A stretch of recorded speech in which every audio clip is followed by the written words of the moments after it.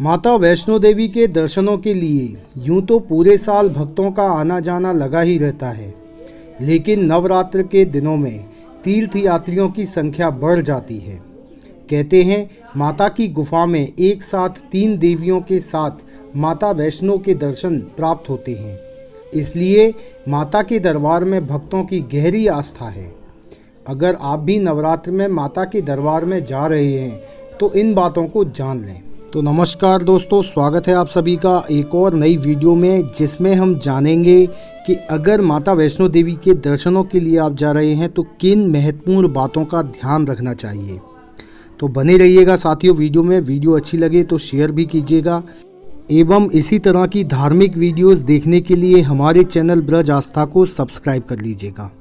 तो चलिए दोस्तों, बिना देरी किए जानते हैं कि इस नवरात्रि में अगर माता वैष्णो देवी के दर्शन के लिए जा रहे हैं तो हमें किन किन बातों का विशेष करके ध्यान रखना चाहिए। अगर आप माता वैष्णो देवी के दर्शनों के लिए जाएं तो सबसे पहले कटरा में, जहां से पैदल यात्रा शुरू होती है, यहां पर पर्ची कटवा लें।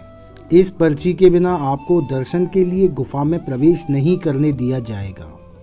माता के इस मंदिर में हर साल लाखों श्रद्धालु आते हैं, जिससे यह तीर्थ यात्रियों के मामले में देश का दूसरा सबसे बड़ा मंदिर है। इससे पहले तिरुमला वेंकटेश्वर मंदिर का स्थान है। भारतीय धर्मशास्त्र कथा कहानियों से भरा हुआ है। माता वैष्णो देवी के बारे में कहा जाता है कि माता ने अपने अनन्य भक्त श्रीधर की भक्ति से प्रसन्न होकर उन्हें दर्शन दिए। कथा के अनुसार श्रीधर कटरा कस्बे से करीब 2 किलोमीटर दूर हंसली गांव में रहते थे। मां के आदेश पर उन्होंने कन्या भोजन कराया, जिसमें भैरवनाथ भी पहुंचे। मां को पहचानने के बाद वह मां को मारने के लिए दौड़े, लेकिन माता वैष्णो भैरव के साथ लुका छिपी करते हुए आदि कुमारी गुफा में आकर छुप गईं। लेकिन भैरवनाथ युद्ध करने के लिए लालायित हो रहा था। अंत में माता ने भैरव से युद्ध करते हुए अपने त्रिशूल से उसका वध कर दिया। आदि कुमारी गुफा के दर्शन से फिर से गर्भ में नहीं आना पड़ता है, ऐसी मान्यता है। माता वैष्णो देवी के दर्शनों के बाद भैरव मंदिर के में दर्शन करना अनिवार्य है। इसका धार्मिक कारण यह बताया जाता है कि जब मां ने भैरव का वध कर दिया तो उसके कटे हुए सिर ने माता से कहा कि हे माता, मैंने तो आपके हाथों मुक्ति पाने के लिए यह सब किया था, किंतु आने वाले समय में दुनिया मुझे दुष्ट और पापी के रूप में जानेगी, इससे मेरा उद्धार कीजिए। तब माता ने भैरवनाथ को वरदान दिया कि जो भी मेरे दर्शन करने के लिए आएगा उसकी यात्रा तभी पूरी होगी जब वह तुम्हारे भी दर्शन करेगा। तो साथियों, नवरात्र के विशेष अवसर पर श्रद्धालुओं के लिए साइन बोर्ड की तरफ से आधार शिविरों में कई प्रबंध किए गए हैं। उपवास करने वाले लोगों के लिए यहाँ फलाहार और व्रत सामग्री की व्यवस्था है। आदि कुमारी से माता वैष्णो के भवन तक पहुँचने के लिए खड़ी चढ़ाई करनी पड़ती है। अगर आप चढ़ाई नहीं करना चाहते हैं तो यहाँ से बैटरी कार सेवा का उपयोग कर सकते हैं।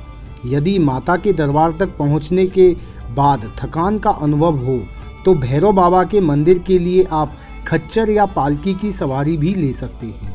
माता वैष्णो देवी के मंदिर तक की यात्रा को देश के सबसे पवित्र और कठिन तीर्थ यात्राओं में से एक माना जाता है। इसकी वजह यह है कि माता का दरबार जम्मू कश्मीर स्थित त्रिकुटा की पहाड़ियों में एक गुफा में स्थित है, जहां पहुंचने के लिए करीब 12 किलोमीटर की मुश्किल चढ़ाई करनी पड़ती है। अगर आप पहली बार माता वैष्णो देवी की यात्रा पर जा रहे हैं तो इससे जुड़ी तमाम जानकारियां हासिल करके ही जाएं, जिससे कि आपको यात्रा में कोई भी किसी भी तरह की परेशानी ना हो। हम यहां आपको वैष्णो देवी यात्रा से जुड़ी सभी जरूरी जानकारियां दे रहे हैं। चलो बुलावा आया है, माता ने बुलाया है। इस राग को सदियों से वे लोग दोहराते आ रहे हैं जो देश की मुश्किल आध्यात्मिक यात्राओं में से एक वैष्णो देवी की यात्रा पर जाते हैं। दुनिया भर के हिंदू धर्म को मानने वाले श्रद्धालुओं के मन में माता वैष्णो देवी मंदिर को लेकर अलग ही आस्था रहती है। वैष्णो देवी तीर्थ स्थान समुद्र तल से करीब 5300 फीट की ऊंचाई पर स्थित है और बेस कैंप कटरा से माता का दरबार, जिसे भवन भी कहते हैं, तक पहुंचने के लिए करीब 13 किलोमीटर की चढ़ाई करनी पड़ती है। माता वैष्णो देवी के मंदिर तक पहुंचने के लिए पैदल चढ़ाई करना जरूरी नहीं है। आप चाहें तो घोड़ा, खच्चर, पिट्ठू या पालकी की सवारी भी कर सकते हैं, जो बड़ी आसानी से कटरा से भवन तक जाने के लिए मिल जाते हैं। इसके अलावा कटरा से सांझी छत के बीच नियमित रूप से हेलीकॉप्टर सर्विस भी मौजूद है। सांझी छत से आपको सिर्फ 2.5 किलोमीटर की पैदल यात्रा करनी होगी। मुश्किल से भरी इस यात्रा के बावजूद हर साल करीब 1 करोड़ श्रद्धालु माता वैष्णो देवी के दर्शन के लिए पहुंचते हैं। यात्रा को पूरा करने में कितना वक्त लगेगा यह वहां के मौसम, भीड़ और आपकी स्पीड पर निर्भर करता है। वैसे तो पिछले कई सालों में वैष्णो देवी की यात्रा में कई सुविधाएं जुड़ गई हैं और यात्रा आसान हो गई है। पहाड़ को काटकर प्लेन रास्ता बना दिया गया है। चढ़ाई के दौरान पूरे रास्ते में जगह जगह आराम के लिए सेट्स हैं, शाकाहारी खाना है, पानी की व्यवस्था, हर चीज़ की व्यवस्था है जो 24 घंटे बनी रहती है। जम्मू का छोटा सा शहर कटरा वैष्णो देवी के बेस कैंप के रूप में काम करता है, जो जम्मू से करीब 50 किलोमीटर दूर है। यात्रा शुरू करने से पहले रजिस्ट्रेशन करवाना जरूरी है, क्योंकि रजिस्ट्रेशन स्लिप के आधार पर ही मंदिर में दर्शन करने का मौका मिलता है। कटरा से भवन के बीच कई पॉइंट्स हैं, जिनमें बाणगंगा, चार पादुका, इंद्रप्रस्थ, अर्धकुंवारी, गर्भजून, हिमकोटी, झांसी छत और भैरव मंदिर शामिल हैं। लेकिन यात्रा का मिड पॉइंट अर्धकुंवारी है, यहाँ भी माता का मंदिर है, जहाँ रुककर लोग माता के दर्शन करने के बाद आगे की 6 किलोमीटर की यात्रा करते हैं। वैसे 19 मई 2018 को बाणगंगा से अर्धकुंवारी के बीच नए रास्ते का उद्घाटन किया गया है, ताकि मौजूदा 6 किलोमीटर के रास्ते पर श्रद्धालुओं की भीड़ को कम किया जा सके। वैसे तो वैष्णो देवी की यात्रा पूरे साल खुली रहती है और यहाँ कभी भी जा सकते हैं, लेकिन गर्मियों में मई से जून और नवरात्रि यानी कि मार्च से लेकर के अप्रैल और सितंबर से लेकर के अक्टूबर के बीच पीक सीजन होने की वजह से श्रद्धालुओं की जबरदस्त भीड़ देखने को मिलती है। इसके अलावा बारिश के मौसम में भी जुलाई अगस्त में यात्रा करने से बचना चाहिए, क्योंकि यात्रा मार्ग पर फिसलन की वजह से चढ़ाई मुश्किल हो जाती है। इसके अलावा दिसंबर से जनवरी के बीच यहाँ जबरदस्त ठंड रहती है। जम्मू का रानी बाग एयरपोर्ट वैष्णो देवी का नज़दीकी एयरपोर्ट है। जम्मू से सड़क मार्ग के जरिए वैष्णो देवी के बेस कैंप कटरा पहुंचा जा सकता है, जिसकी दूरी करीब 50 किलोमीटर है। जम्मू से कटरा के बीच बस और टैक्सी सर्विस आसानी से मिल जाती है। साथियों, नज़दीकी रेलवे स्टेशन जम्मू और कटरा 2 हैं। देश भर के मुख्य शहरों से जम्मू रेल मार्ग के जरिए जुड़ा हुआ है। इसके अलावा वैष्णो देवी का बेस कैंप कटरा भी अब एक रेलवे स्टेशन बन गया है। जम्मू उधमपुर रेल रूट पर स्थित है श्री माता वैष्णो देवी कटरा रेलवे स्टेशन, जिसकी शुरुआत साल 2014 में हुई थी।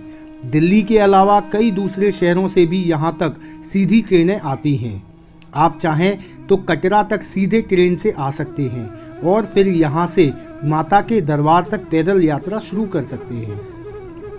देश के विभिन्न हिस्सों से जम्मू सड़क मार्ग के जरिए भी जुड़ा हुआ है और जम्मू होते हुए सड़क मार्ग से कटरा तक पहुंचा जा सकता है और फिर वहां से त्रिकुटा की पहाड़ियों की चढ़ाई। तो साथियों, अब बात कर लेते हैं कि हम अगर वैष्णो देवी जा रहे हैं तो हमें किन किन चीज़ों की आवश्यकता है, हमको क्या क्या चीज़ें अपने साथ में ज़रूर रखनी चाहिए। तो बेस कैंप कटरा जहां समुद्र तल से 2500 फीट की ऊंचाई पर है, वहीं वैष्णो देवी का मंदिर समुद्र तल से 5200 फीट की ऊंचाई पर, लिहाजा इन दोनों जगहों के तापमान में भी काफ़ी अंतर देखने को मिलता है। अगर मानसून में यात्रा कर रहे हैं तो रेनकोट या छाता जरूर साथ रखें। सर्दियों के मौसम में ढेर सारे ऊनी कपड़े रखें, जैकेट्स रखें, टोपी और ग्लव्स साथ रखना न भूलें।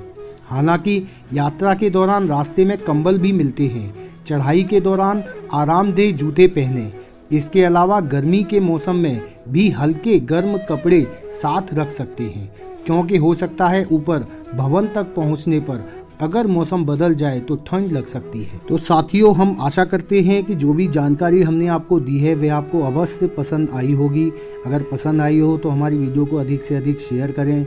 इसके साथ ही दोस्तों, इसी तरह की धार्मिक वीडियोस देखने के लिए हमारे चैनल ब्रज आस्था को सब्सक्राइब कर लें। तो इस वीडियो में फ़िलहाल इतना ही मित्रों, फिर मिलेंगे अगली वीडियो में। तब तक के लिए जय श्री कृष्णा, जय श्री राधे, नमस्कार।